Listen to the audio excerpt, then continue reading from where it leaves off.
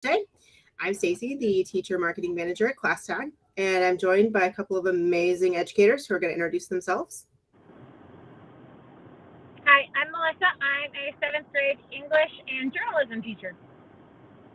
I'm Katie. I am a 2nd grade and 5th grade special ed teacher. Thank you for joining me, ladies. And so today we're talking about a subject that I think is a little bit scary in a lot of places right now, which is addressing current events with students. There are a lot of crazy things happening right now in the world. You watch the news and there's all these things, and kids have questions. And they come and they ask because they're going to ask whoever they think will answer those questions. So the question is, how do you address that? It's, depending on your state and what laws there are, it's kind of terrifying for some teachers. So, what's your advice for answering those questions kids might have about things they're seeing on the news?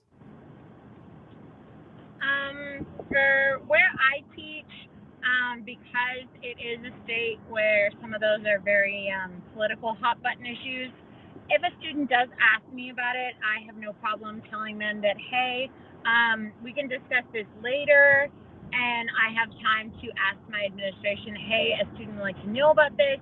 Is this something that I need to talk to a parent about before I talk to them?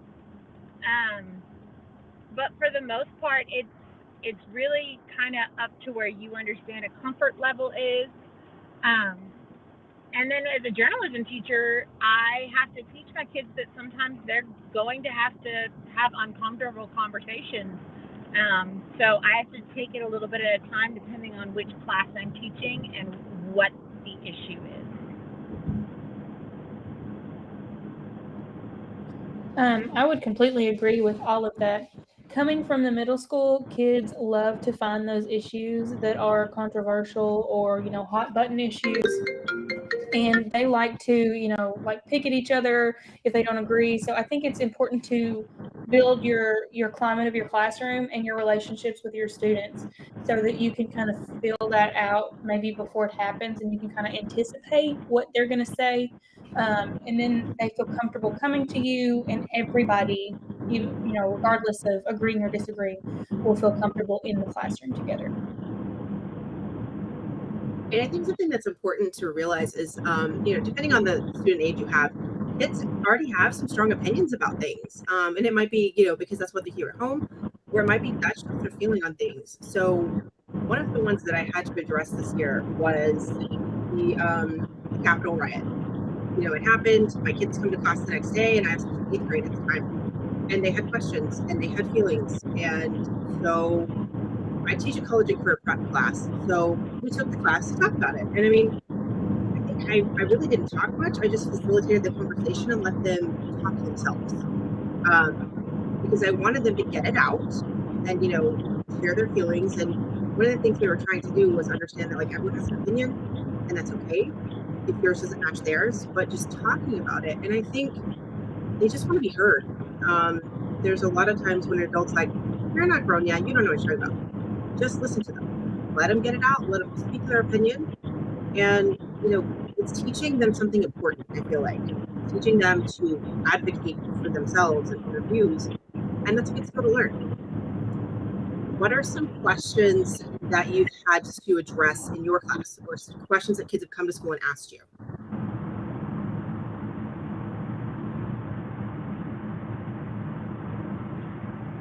I haven't had much questions about anything yet so far this year, but coming from middle school, they have questions about everything, and they will have an opinion about everything, whether it's opinion or, like you said, something that they've heard.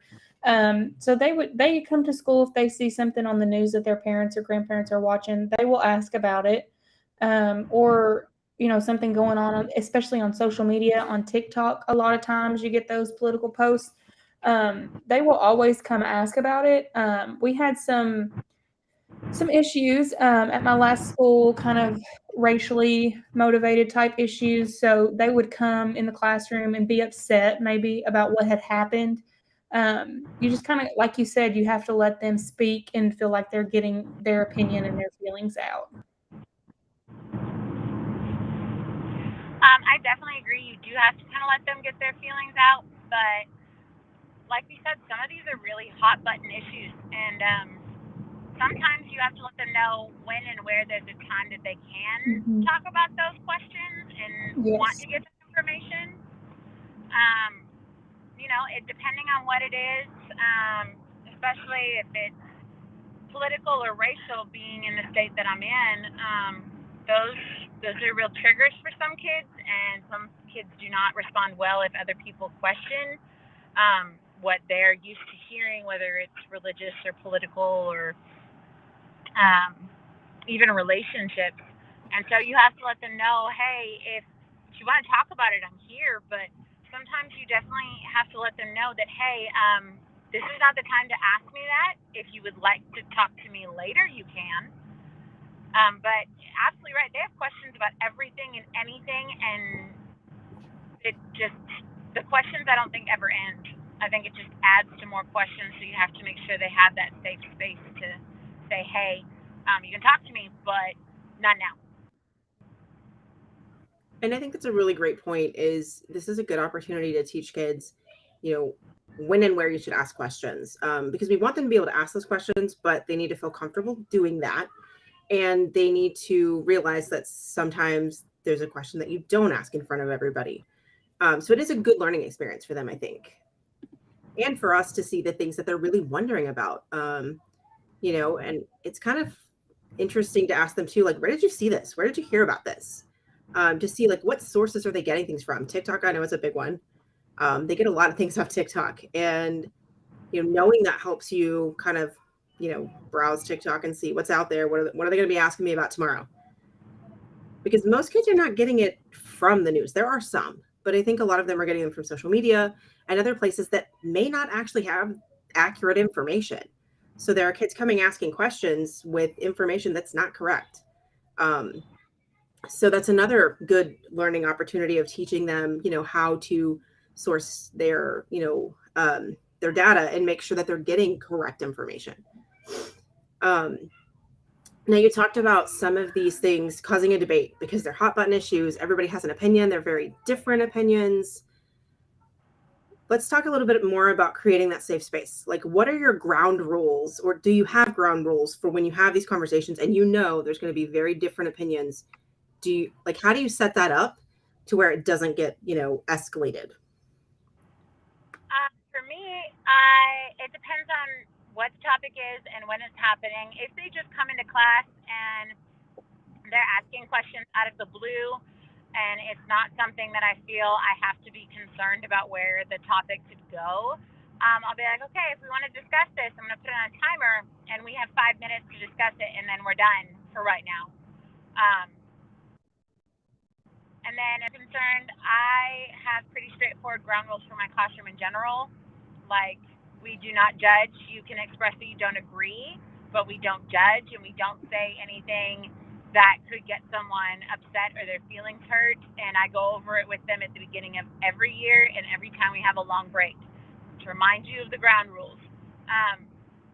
But they need to have that safe space to know that they can talk to, whether it's you or clients or whatever. Just take that into account. Yes, the safe space is important, but they need to understand that their opinion isn't always right. So you have to have those rules of, we don't tell another person to shut up, or we don't use a racially charged word because we don't agree with them. So you have to make sure that you're very firm in those rules. I agree. And I also tell them, if I know that it's going to that spot where everybody's going to want to talk, you can't talk over somebody. You have to listen to what they say. You can disagree, but disagree respectfully and nicely. Or say, I acknowledge your opinion, but I disagree because, like, you can't just say, no, that's stupid. Like, you have to have an actual reason to go along with it. So then it kind of sparks some of that actual debate rather than just arguing. I think that's fantastic. And, as someone who's worked in, when I was in high school, college, and I would work in certain places, politics was always that issue with adults that would bring up that argument element and debate. And I'm not sure all adults have been taught how to, correctly debate. With backing it up with evidence, backing it up with those things. So I think it's great that you're teaching your students that, like, if you're going to have an argument, back it up with actual information. And that's actually an academic skill. Mhm. So it's a great thing that you're teaching them. Have you ever had a parent get upset from a conversation that took place in your classroom? So far, no, but I have to be really transparent with the parents of my students.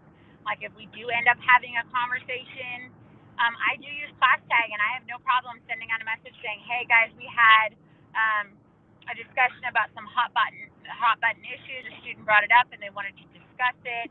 If you have," and I tell them what the topic was. I'm like, "If you have any questions or concerns, reach out to me." I've only had a few parents reach out so far.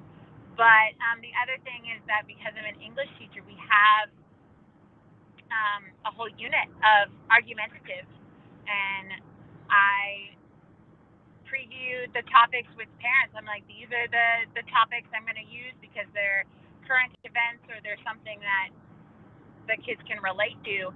And I'm finding as long as I'm really transparent with the parents and guardians, I haven't had any issues so far. I have not had any issues. There have definitely, because I taught middle school ELA over some books that we were reading. We read The Hate You Give, and that was a topic for a couple parents that did not like that. But you just kind of have to provide an alternative, and explain to them this is what we're, the reasoning behind it. But I have not had any issues so far with parents.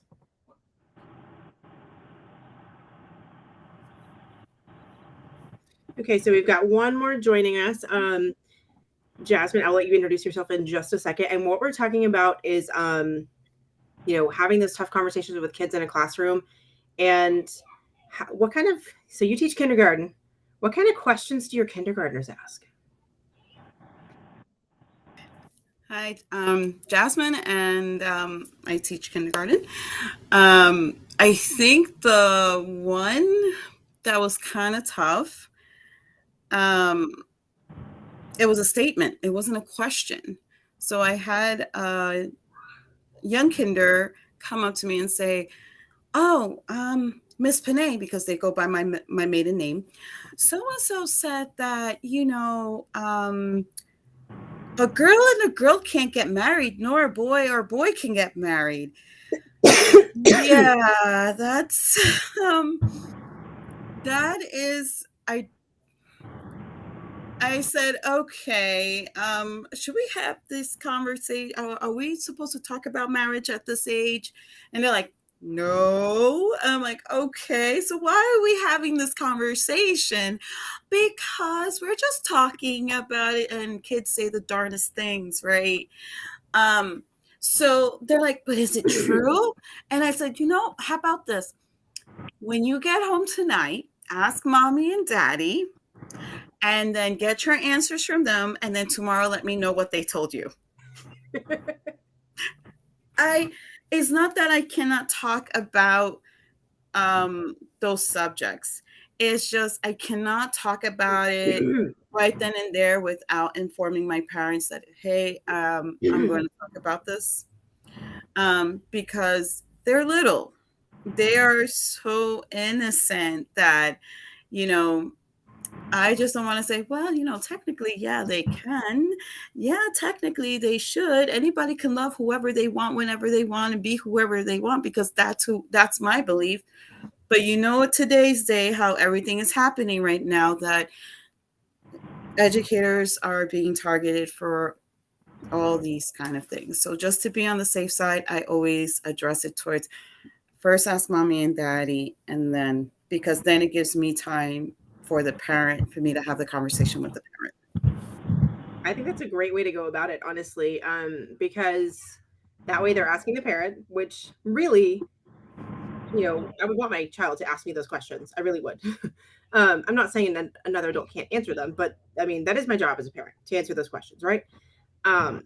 And I think that protects you because if they ask the parent first, that gives you, like you said, it gives you time to talk to the parent and then you can go from there. But those littles are so curious. They have so many questions about so many things. You probably find yourself sitting there going, where in the world did you hear about this one? Um, yeah. There's more. Like I can write a whole story on the stuff that I hear with littles, but um, I would say that that's usually for me the hardest because I love giving them facts. I love being straightforward with them.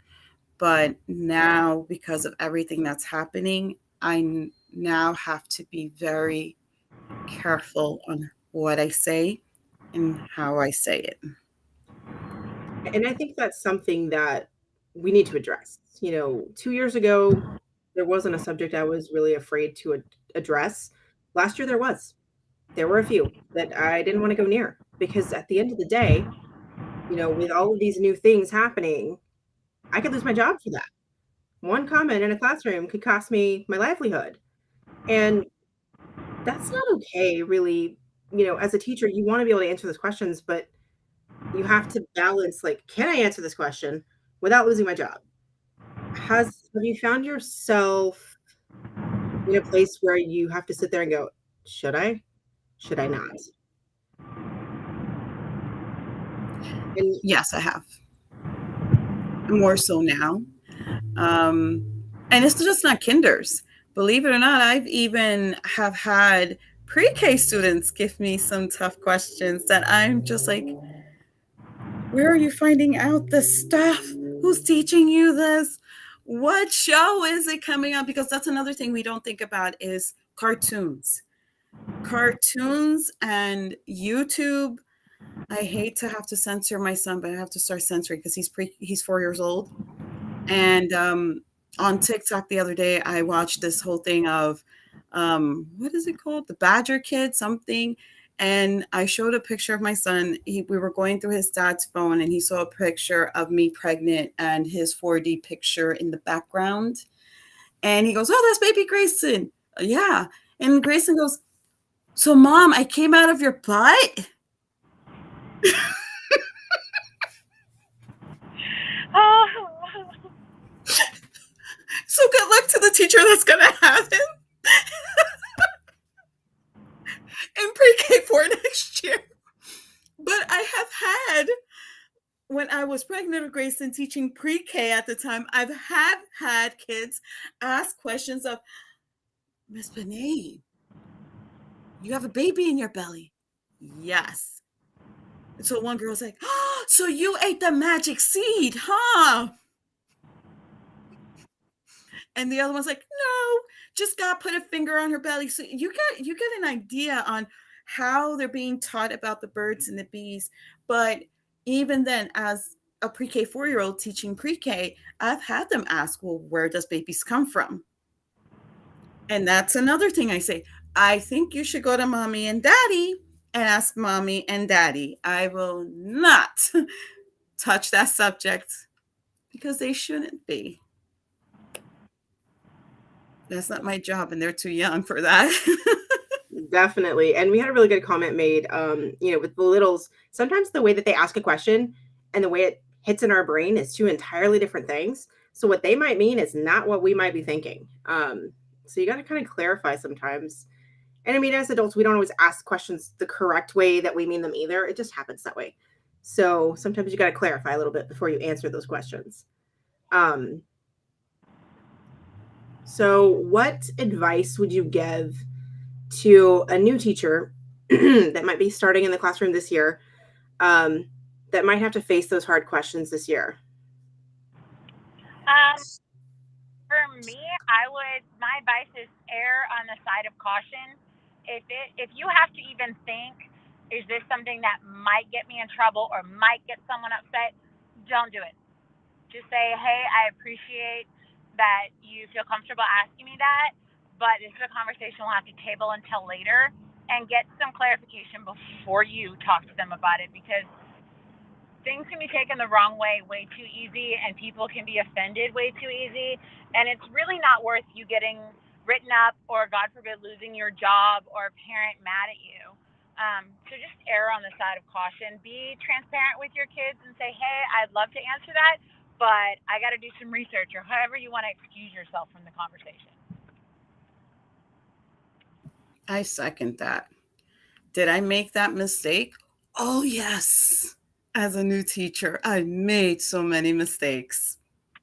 I literally had regurgitation of the mouth, and I just said everything. And I actually had a coworker that gave me that same advice: is be on the side of cautious. You got to be careful. And the other thing is um, get to know your parents first, because sometimes you'll have a parent that is very friendly, and at the end, they may screw you over. I'm not saying you can't be open with parents. I'm always open with my parents. I'm always friendly with my parents. Trust me on that. Yes, I've gotten into trouble because of it, because I like to be transparent. I like to let them know what I'm about. I'm not a liar. I don't like to lie.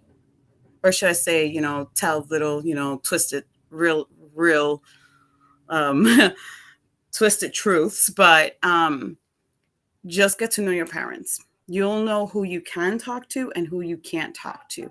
And if a subject does come about, ask your team, because we all work as a team. Ask your lead team, your lead teacher of your group, how can you go about the situation? If they cannot advise you, then you go to your principal and then you move forward. You're gonna have a situation where I don't know if any of you have had this happen, but I have had a pre-K student and a kindergartner that preferred to be the other sex. And we had to, you can imagine what came about with that. It wasn't the children, it was the adults, because children do not see color, they do not see race, they don't see any of that. They see, I have a friend, I don't care with what they're wearing, I don't care what they love. I have a friend that I can play with. But it's the adults that, so definitely, I love her advice. Stick to her advice.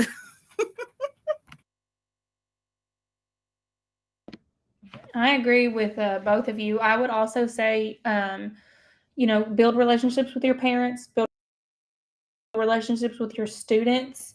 Like I said, you can kind of anticipate when things are going to happen. You see something on the news, you can think, oh, I know this kid will have a question. So you can kind of prepare yourself, know what you might say in the event that you do get asked about certain things. And we also had some great advice in the chat. Schools have counselors, some have social workers. Those are great resources too. If there's a really hard question that you don't want to answer, or maybe something that's being asked that makes you concerned as to why that's being asked, certainly use your resources to help you with those situations. Because sometimes kids will ask a question trying to seek help, and in the only way they know how. So if there's a question that's really concerning to you, go to the right channels, report it, and make sure that you're doing what needs to be done. And you can also, if there's a conversation you need to have with a parent and it's uncomfortable, have somebody sit in with you. There's probably an administrator, a counselor, someone that will not mind doing that. Have someone sit in with you if you're not comfortable having that conversation. Because at the end of the day, you want to protect yourself, and you want to make sure that,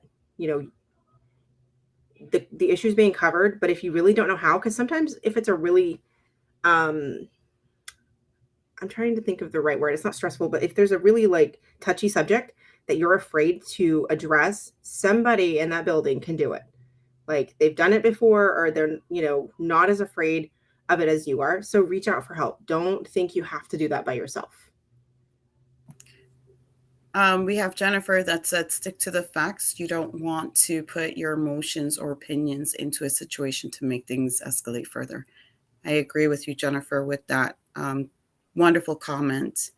And also we have another Facebook user that said you can always have someone sit in, which is what you said, Stacy. with you when talking to parents and keeping a paper trail if and when necessary, which is extremely true. When we talk to parents, we have to have another person with us. We never talk to a parent by ourselves, by the way.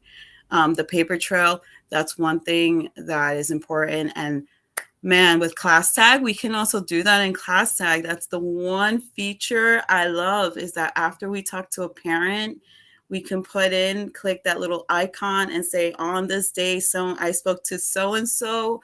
Oh my gosh, I can't wait to do a video on that one, a how-to video. But that is actually one of my favorite features, because everything is logged there. You keep your log for that. A touchy, I don't know for any of you, but up here north, especially where my district is, we are very close to New York City, and we always have to cover the 9/11 events, which is a difficult thing to teach to the little ones, because just to show, I mean, for me personally, yes, I know I'm not supposed to have my emotions or opinions in that, Jennifer, but I personally don't feel comfortable talking about the subject with kinders, because it's a traumatizing thing to see the Twin Towers on fire, to talk about the events, to talk about what happened there. How can these little ones understand it? And then with our middle schoolers moving up to the upper grades, they will get it because they're mature to understand that happened in the past. They understand that there are people that can harm us, but what we've done afterwards and what came about afterwards of 9/11. So we have had parents that voice that they didn't want that lesson taught, but unfortunately, it is part of our curriculum that we have to just, on 9/11, this is what happened. That's it. That's how I keep it. Brain Pop Junior. Just put it on. They have it done best. And I think, something that struck me when, we would do a small lesson on 9/11. And the thing that struck me was, I didn't feel like my students were taking it seriously. But then it hit me. They weren't alive. They don't realize how different the world is now from the way it was before that happened. And I really had to realize that, because it almost offended me that they were so just blah about it the first year I taught. And they're like, Miss, I wasn't even alive. And then I realized that I was like, oh, because if you really think about it, the things that we see now are totally different than when we were that age. I mean, I was in high school when that happened. I remember watching it as it happened. I That's, was literally on the high school on the hill in my town, and we have the view of Manhattan. So I watched the whole thing occur on the high school yeah. hill. I mean, So yeah. It's a totally different experience for us that watched it from the kids that weren't even alive at that point. And I had to make myself realize that, and then, address it in a way that they would understand, because, they didn't know how the world changed when that happened and how our world changed when that happened. So explaining it to them from our perspective, made it make more sense to them than it did before, because they just didn't get it. And why would they? They weren't alive. All they know is the world as they know it. This is a completely like a tangent off of that, but I feel like they're very desensitized to those types of things because we see it all the time on the news, a school shooting or a riot or, war, whatever. They see it so much that it's almost like the little boy who cried wolf. They see it happening and it's like, oh, that's just what happens. So they don't understand how important it is. Yeah, you're absolutely right. And that's one of the things that, we have to realize when we're talking about these issues is, for them, it's just another day. And that's sad and unfortunate that that's the world that, my children are growing up in, but it just is.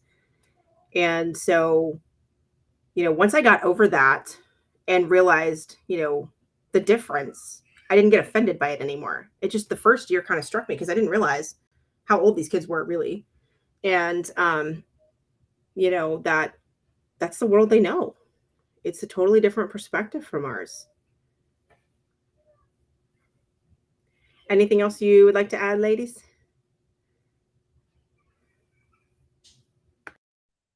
How about, is there any comments in the comment sections? Any questions? Any hard questions or easy questions? I think we addressed most of them during, but let me check one more time. Okay, just making sure. I think the thing that I'll say is if it's something that makes you uncomfortable, just don't do it. Mhm. Ask for help, ask for advice. And it's totally fine to say, let me check on that and I'll get back to you. Never get back into a corner. You can always say that. Don't let yourself get back to a corner and then say something that you are going to regret. Mhm. Now, how would you, how do you, I'm trying to think, let me rethink my question here in a way. With the current events, right? I'm not in a state where things they're changing mandates on curriculums, what to say, changing verbiage and things like that. With your middle schoolers and maybe high schoolers, what are some of the things you may find the older kids expressing, and how do you deal with that current events? Because I know in my time we had to like literally get a newspaper and write what's the current event and how I felt and my opinion. Have you had any middle schoolers like say, listen, Miss Stacy, I don't like what's going on. This is against me. And they are wanting to like let it out, but this is a topic you really can't touch. For me last year, the one that was terrifying was the Capitol riot. They came to school the next day and man, they had opinions. And obviously they did. And Okay. I sat there for a minute going, do I really want to do this? And then I proceeded with caution and I just let them get it out. Like, get out your opinion. But I set ground rules. And it was, you got to listen to the person talk. You cannot interrupt. You cannot be ugly. We have our how we treat each other and we're going to follow that. So I let them just get out their thoughts and their feelings and let them discuss it. I really didn't, put too much of my own thought in there because I didn't want to. Right. Anything politically charged is danger ground for me, because our district was very specific about your political views can be nowhere. Right. And in my experience in different jobs, politically charged anything was never good to go Right. there. So I don't talk politics. I just don't. And so if they asked me a direct question, I would answer it in a very guarded way. But I did let them have the discussion because it was something that it was everywhere. They had very strong opinions. And, to tell them that we weren't going to do it means I don't care what you think and I don't care about your opinion. I didn't want to do that. So by listening to what they had to say and letting them have their own discussion, they still saw that I cared and I kept myself out of trouble by not interjecting my opinion too much. And I will say that this was a group of GT kids. So, they see things very differently from the other people in the room. Like they all had a very specific way of seeing it. That discussion lasted the entire class period. And they did it respectfully. They debated, they threw some evidence in there, about all of it.